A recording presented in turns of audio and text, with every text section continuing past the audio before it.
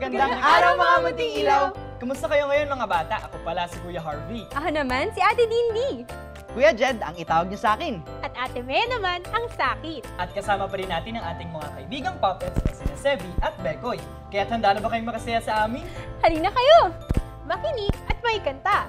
Matuto at makisaya. Welcome sa Mga Munting Ilaw!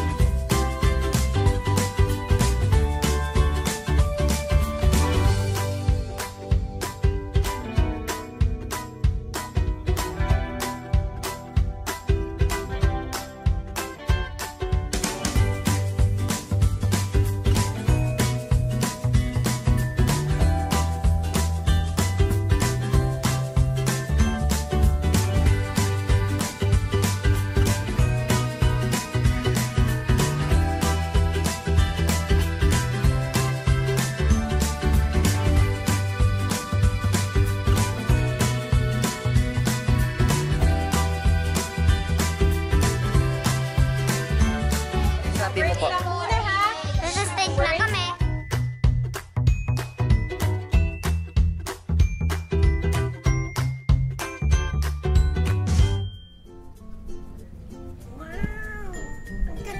Uy, Bekoy, tingnan mo, oh. Ayan. Nasaan ba tayo? Ano nga bang lugar to? Hindi ko nga alam eh, pero napansin mo ba, parang ang daming box dito.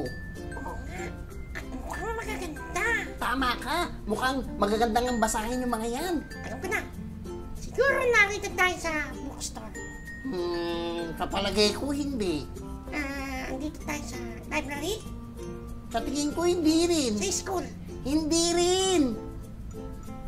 Ano sa palagay mo? Sa palagay ko nga, hindi rin. Ang mabuti pa, iikot nating mabuti ang ating mga paningin sa paligid. Sige, ganito. Sige. Wala na ako makita, nakakailo to. Hindi ganyan. Sabi maikot ko. Mahihilo ka nga yan. Mahihilo ko eh.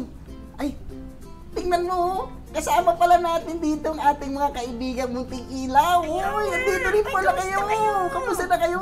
Wow! Alam niyo ba kung nasan tayo ngayon? Oo nga, kasi hindi namin alam eh. Pero alam ko, special daw yung araw natin ngayon dahil marami tayong makikita. Tama. Oo nga, excited na nga ako eh. Kaya alam ko, excited na rin kayong lahat, mga munting ilaw. Uy! Nandito rin pala kayo! Wow! Mukhang exciting nga itong araw na ito kasi nandito si Kuya Harvey at nandito si Ate Didi! Tama! Pero, Kuya Harvey, nasan nga ba tayo? Alam mo, nandito tayo ngayon sa Bible Museum ng Philippine Bible Society sa UN Avenue. At alam niyo ba, dito magkakaroon tayo ng adventure kasama si Kuya Brian. Yes! Yun ay tungkol sa kung paano dumating sa atin ang Biblia o ang Bible. Exciting, di ba? Papa! Kaya ano pang hinihintay niyo? Tara na! Tara! Ayan mga bata, kasama naman natin ngayon si Kuya Brian, ang tour guide natin ngayong araw. Hello! Kuya Brian, gaano katagal na po ba itong Bible Museum sa Philippine Bible Society? Itong Philippine Bible Society Bible Museum, siguro mag-ano siya, 8 years na siya. Noong 2010 siya na-open to public. Tagal na pala.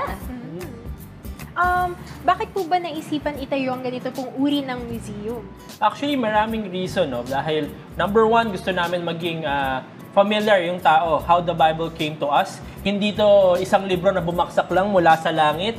Isa tong libro na talagang may historical significance. Kasi part ng tour natin is makikita talaga nila na nauuna pa nga ang Bible usually. Sa una sa translation, nauna sa mga inventions, nauna sa technology like the book technology and the paggamit ng printing press natin. And also, what we want is these kids, yung mga bata na nagtutour, ay kahit yung mga matanda na, makita nila yung significance nito na hindi na yung mga taong gumawa, tsaka yung mga bagay na mababasa nila sa Biblia, makikita nila dito kasi minsan itong mga words na to, it doesn't mean anything pag nababasa natin. So pag nakita nila itong Bible, yung itsura ng isang Ark of the Covenant, itsura ng isang shofar, yung mga ingredients, tsaka materials na nababasa natin sa Bible, they will have an idea at may imagine nila na to at mas magiging relevant sa buhay nila pag binasa nila yung Bible. Ayun, ang sunod ko pong tanong sa inyo, Kuya Brian, is sino-sino na po ba ang nakapunta dito sa museum na ito? Marami nang naka-tour dito sa museum natin at ang usual na nagtutour dito ay mga bata for their field trip, mga pastor, pumupunta dito ang mga pastor to enhance that knowledge that they have. And also, mga missionaries sa iba't ibang bansa pumupunta dito kasi ang Bible Museum na to ay ilan lang sa Bible Museum na meron sa buong mundo. Dito sa Asia, I think dalawa lang ang bansang merong Bible Museum. Pero yun nga, the reference that they will learn here will be applicable when they share the gospel, where they share the word, at even in their Bible study. Pag nag-uusap sila, may imagine nila, alala nyo ba yung temple na ginawa ni David or yung Ark of the Covenant na inikot nila sa walls of Jericho? They have a clearer picture, mas madali i-share, at mas may gets nila yung context ng mga Bible na binabasa nila. Wow, meron po ba kayong special features para naman po sa mga bata? Sa mga bata, marami kami special features dito. Number one, interactive ito. Hindi lang siya isang tour na papasok sila at lalabas. Dito, may number one, may tour guide.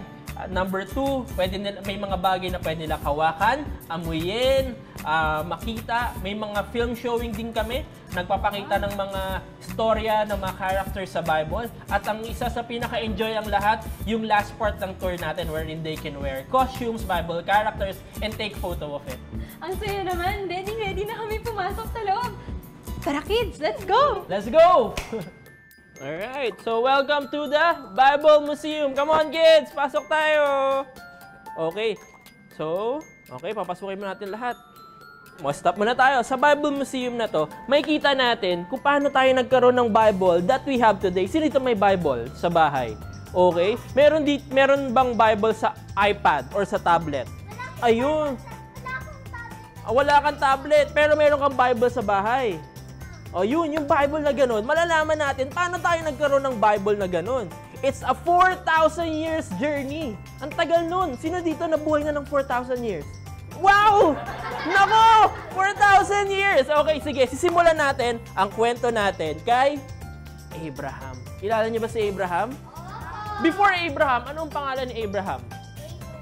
Very good, Abraham. Sisimulan natin ang kwento natin dito kay Abraham dahil nung tinawag siya ni God.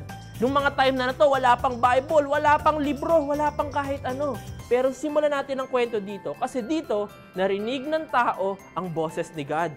Nung tinawag siya, Abraham. Abraham. Si Abraham, sino yung kumakausap sa akin? Okay? Tinawag si Abraham to be the father of all nations. Kaya siya tinawag na Abraham. So, 20th century BC, boses pa lang ni God meron. Okay? So, dito tayo. Eto, sa tingin nyo, sino to? O, lapit kayo dito. Pwede kayo lumapit. Si Moses. Okay, si Moses, tinawag din ni God. Pero hindi lang siya tinawag ni God. May binigay kay Moses. Binigyan si Moses ng tablet. Hindi iPhone, hindi Android, kundi stone tablet. Ano kaya laman ng stone tablet, kids? Very good! 10 commandments ang laman ng stone tablet. At sinimulan na ni Moses isulat ang first 5 books ng Bible. Okay, sino makakahula ng first 5 books ng Bible? Sige nga, yes. Ang galing naman! Very good! Ang galing ng, Sunday school teacher. Okay, so yung first 5 books na yun, si Moses lahat ang nagsulat. Okay? So, dito, again, meron ng first 5 books at nakasulat yon sa salitang Hebrew. Okay, sabihin nyo nga, anong salita? Hebrew. Okay, very good. O, sige, puproceed tayo sa next. So, dito naman, kung dito, sino yung nagsulat ng Bible doon kanina? Si Moses. Anong language? Hebrew. Wow, very good, nakikinig. So, dito, 10th century BC, dito na pumasok yung other author ng Old Testament. Andito na yung mga hari, prophets, at yung mga ibang tao na nagsulat ng ating Old Testament. Mga hari, sa tingin nyo, sino yung mga king na nagsulat sa Old Testament? Medyo wala, pero pinag-usapan si King Saul. Sino pa ibang king? King David. Yes, sinulat ni King David ang marami sa Psalms. Sino pa, sa tingin nyo? Nagsulat ng Proverbs. Isa pang king, pinakamayamang king. Very good. Si King Solomon, nagsulat din siya ng Proverbs. Andun din yung mga prophets. Nagsulat ang mga prophets natin. May kilala ba kayong prophet? Elijah. Sino pa? Mga prophet natin, dyan na sila Isaiah, sila Jeremiah. Dito yung time na yan. 10th century BC. During this time, medyo buo na yung Old Testament natin. Pero dati, wala pang book. Ang meron sila, scroll. So, bawat book sa Bible, nakasulat sa scroll. Ngayon, bawat book, ibig sabihin, Genesis, isang scroll. Yung book of Deuteronomy, isang scroll. Yung number, isang scroll. So, pag magdadala mo yung buong Bible, dalawa buong cabinet. Kasi, lahat yon nakasulat lang sa scroll. Ang hirap magdala ng Bible. Ganito karami pag magdadala ka ng Bible, oh. Gusto niyo ba ng ganon? Mahirap. Dati ang hirap pa kasi wala pang libro at nakasulat sa scroll. Ang scroll gawa either sa skin ng animals or sa papyrus. Mamaya papakita ni Kuya Brian kung ano yung papyrus. Okay, before we go there, dito muna tayo. Tingnan natin to. Ito, yung mga things na nababasa natin sa Bible. Kasi naman, yung Bible, minsan wala namang drawing yun. Okay, not unless it's a children's Bible. Ito yung mga creative representation nung makikita natin sa Bible. Una, tingnan natin to. Ito yung Ark of the Covenant. Ark of the Covenant, nandyan yung tablet ni Moses, yung staff ni Aaron, tsaka yung mana na kinain ng mga Israelites sa desert. Okay? So, ang favorite story ni Kuya Brian sa Ark of the Covenant, yung kay panahon ni Joshua, yung inikot nila sa sa walls of Jericho. Umikot sila ng 7 days. 1, 2, walang nagsasalita for 7 days. 5, 6, 7. Pagdating ng 7th day, may tumunog na, na trumpet. At sabay-sabay sila sumigaw at bumaksak ang walls of Jericho. At kaya nila nasakop yon. Okay? Ito ang Ark of the Covenant. So, pag sa Bible, binasa niyo yan, nakasulat lang dyan, ganito ang figure, ganito yung material. So, mahirap ma-imagine. Si Kuya Brian ang inisip, ang hirap naman i-imagine nung sinasabi nila sa Bible. So, ganyan yung itsura niyan. Pag nabasa niyo Ark of the Covenant, ganyan ang itsura. Ito naman, yung model of tabernacle. Okay? So, marami ding, nung sinabi to sa Bible, panay materials, gaano kalaki, gaano kahaba, ang hirap ma-imagine. Sa loob niyan, ito yung tent of meeting. Sa loob niya, nandyan yung Holy of Holies na nandun din ang Ark of the Covenant. Nasa loob niya, sinasabi nila na nasa loob niya yung presence ni God. Sobrang hirap makasama si God dati. Okay? Once a year, pumapasok yung high priest dun sa loob para makausap si God. Okay? Pero pag yung high priest may kasalanan, pagpasok niya, may maririnig silang ganun. Mamamatay ang high priest pag may kasalanan at wala silang maririnig kay God that year. Buti na lang sa generation natin, pwede natin kausapin si God anytime. Paano ba natin kinakausap si God? Prayer! Dati sila once a year lang through the high priest. Ngayon, dahil kay Jesus, pwede natin kausapin si God anytime we want. Okay? So, yan yung tent of meeting. Ito naman, yung model of the second temple. Medyo kamukha yan nung temple na dinesign ni David, pero si Solomon ang nagpatayo. Okay? Pero kasi, after magpatay si Solomon ng temple, maraming sumakop sa Israelites. Kaya nagiba siya. At sinimulan na lang uli siya halos sa panahon ni Nehemiah, natapos siya panahon na ni Herod. Kaya sa ibang historical books, ang tawag dito ay Herod's Temple. Okay? Ito naman, menorah. Menorah, iba't ibang sizes yan. May ganito kaliit, merong ganun kaliit, ayun no, may ganun kalaki, at meron kasing laki ng tao. Yung kasing laking tao ng menorah nasa loob ng tabernacle din or sa Holy of Holies. Yan, yung mga nasa ibabaw na yan, nilalagyan ng candles, tapos sinisindihan nila, and then meron silang parang ritual na ginagawa or tradition through that. Yung mga Jewish people, ginagamit pa rin nila yan till today. Okay? So, naintindihan nyo na. At least, imagine nyo na, pag nabasa nyo to sa Bible, menorah, temple, tabernacle, and covenant. Okay? Alright, dito naman tayo. These are the other things that we can read on the Bible para ma-imagine nyo. Kasi marami dito, hindi naman natin nakikita araw-araw dito sa Pilipinas. So, simulan natin dito. Ito, for example, yung Cedar of Lebanon. Ito yung usual material na ginagamit nila sa pagpapagawa ng temple, pagpapagawa ng mamahaling bahay. Kasi itong Cedar of Lebanon, matibay at may distinct na smell. Para itong nara or mahogany natin dito sa Pilipinas, matibay at mabigat yan. Cedar of Lebanon. Tapos, ito naman, Herod Agrippa. Ito yung coin sa panahon ni Jesus. If you're familiar of the story of that widow na nagbigay ng kanyang tithes dun sa malaking jar, ganito lang kaliit yung hinulog niya. Okay? Maliit na maliit lang talaga. Alright? That's the coin nung panahon na yon, Herod Agrippa. Mezuzah. Mezuzah, ginagamit pa rin to ng mga Jewish community. Pero mababasa natin to sa Deuteronomy wherein sinusulat nila yung verse, okay, iro-roll nila, and then ipapasok nila sa loob. And this mezuzah, ilalagay nila sa doorpost nila. Okay? Para parang lagi silang protected dun sa word ni God. That's what they do back then. And then dito, okay? Ito naman, yung pottery oil lamp. Ito yung lamp nila back then. Sobrang liit lang. Lalo dun sa storya ng 10 virgins, ganito lang kaliit yung lamp, kaya mabilis mamatay. Tapos, ang pinaka-oil na ginagamit nila, or yung gas na ginagamit nila, is olive oil. Okay? Olive oil kasi yung maraming oil dun sa Middle East. That's why, yun ang ginagamit nila sa pagsindi ng pottery oil lamp. This one is a shofar. Sabihin nyo nga, shofar. Shofar. It's also called trumpet sometimes. Ang shofar, gawa sa ram's horn. Okay? Or yung kambing na malaki. Okay? Gawa sa ram's horn yan.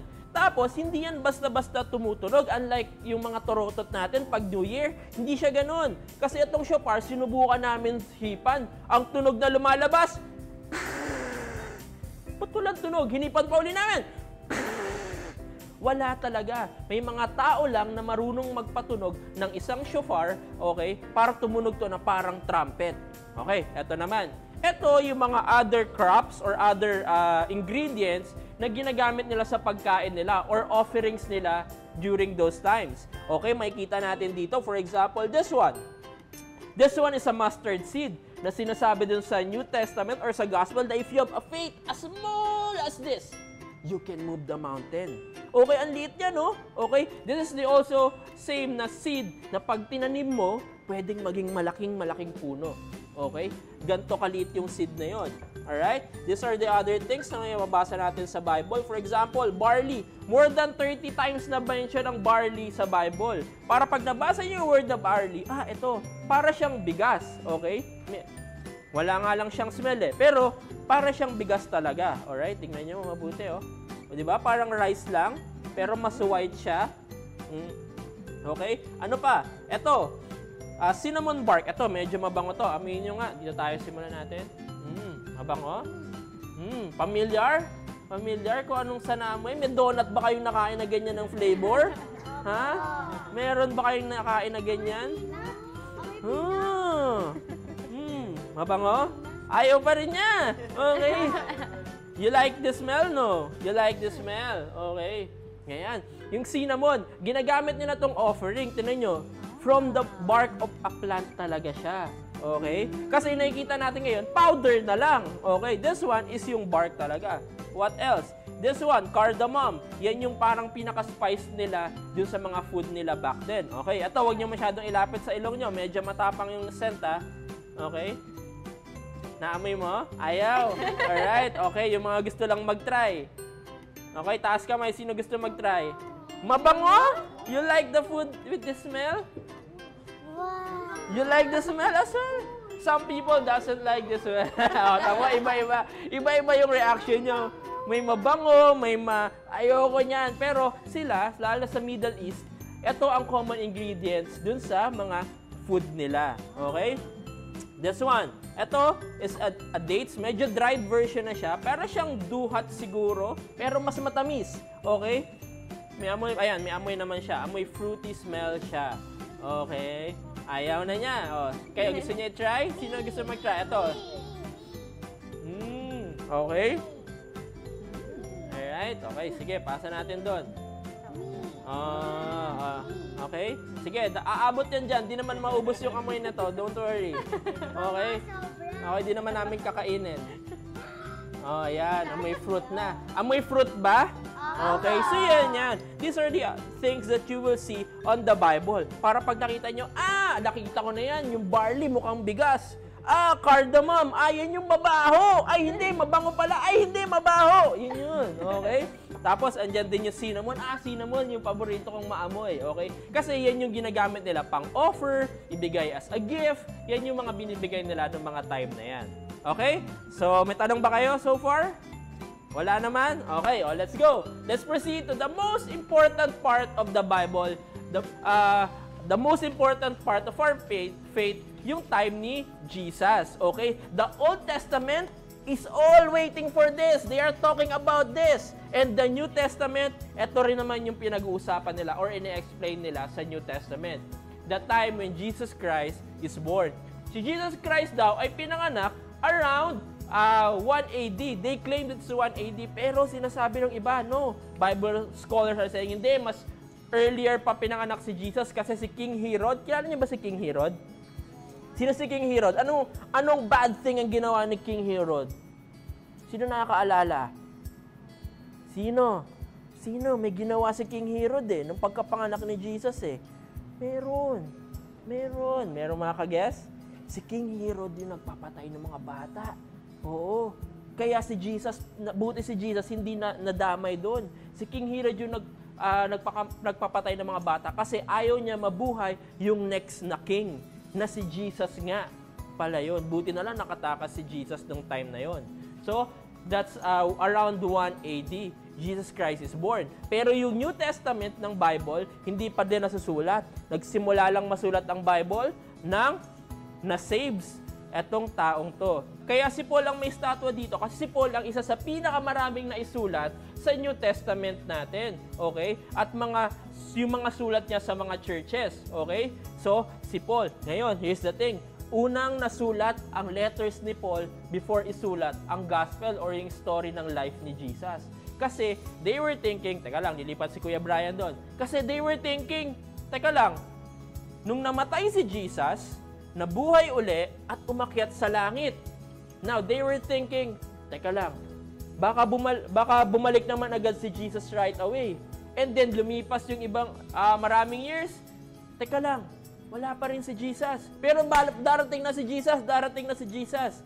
Not until tumatanda na yung mga apostles or nagiging martyr na yung mga apostles niya or yung mga witnesses, unti-unti na tumatanda. Sinasabi nila, babalik naman na si Jesus! Malapit na bumalik si Jesus! Huwag na muna natin ikwento.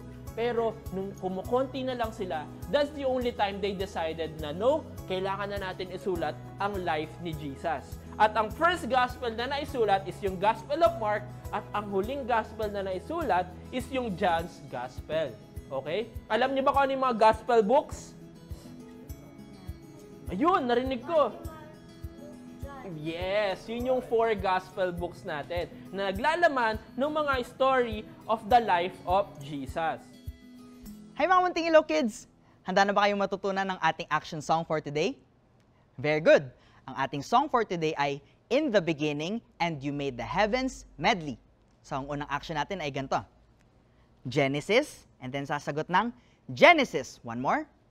Genesis, Genesis, and then bababa. Verse 1:1, verse 1:1. One more. Genesis, Genesis, Genesis, and then baba. Verse 1:1, verse 1:1, and then in the beginning,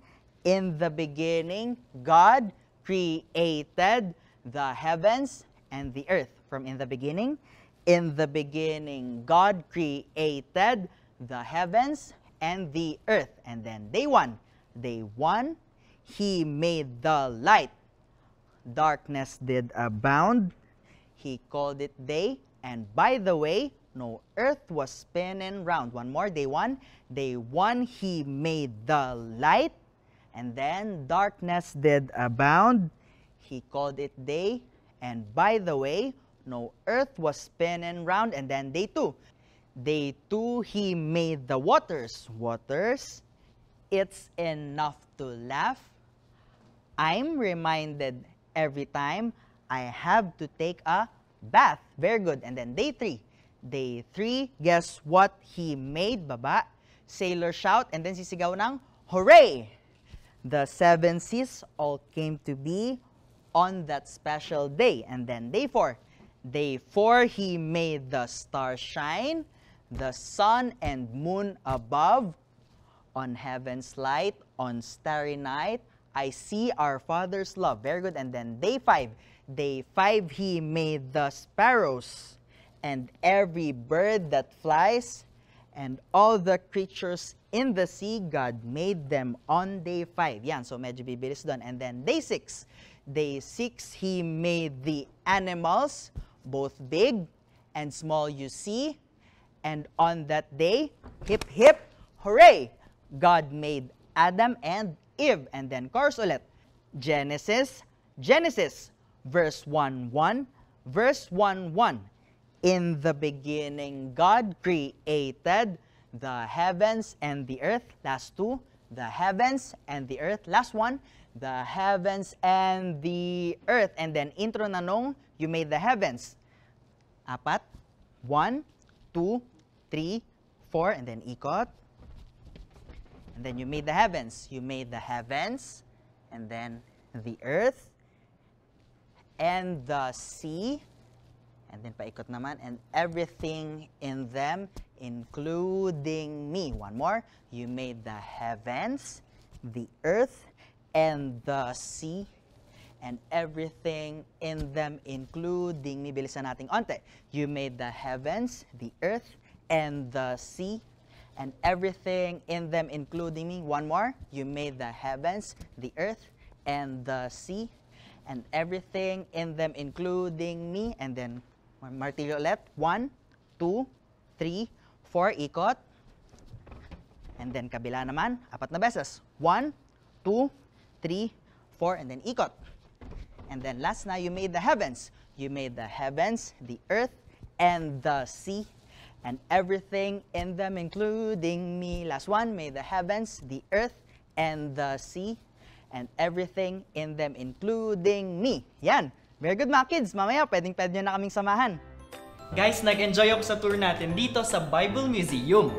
Ako rin, Kuya Harvey. At syempre, marami muli akong natutunan tungkol sa Bible. At katulad nito yung mga costumes, gustong-gusto ko to! Tama ka dun, Sebi. Napakaganda nga ng costumes nyo. At ang pinaka-paborito kong parte ng tour na ito ay pinalikan namin ang history ng Bible. Tama. At dito madami mababasang magagandang libro. At napakadali lang puntahan. Kaya ini-invite namin ang lahat ng mga bata. Tara, punta na tayo sa Bible Museum, second floor ng Philippine Bible Society, 890 United Nations Avenue, Ermita, Manila. At special thanks pala kay Miss Perry at kay Kuya Brian na nag-tour sa ating mga munting ilaw. Kaya kids, let's all learn God's Word and read our Bibles. Oh, kita-kita ulit tayo sa susunod na linggo ha! Paalam!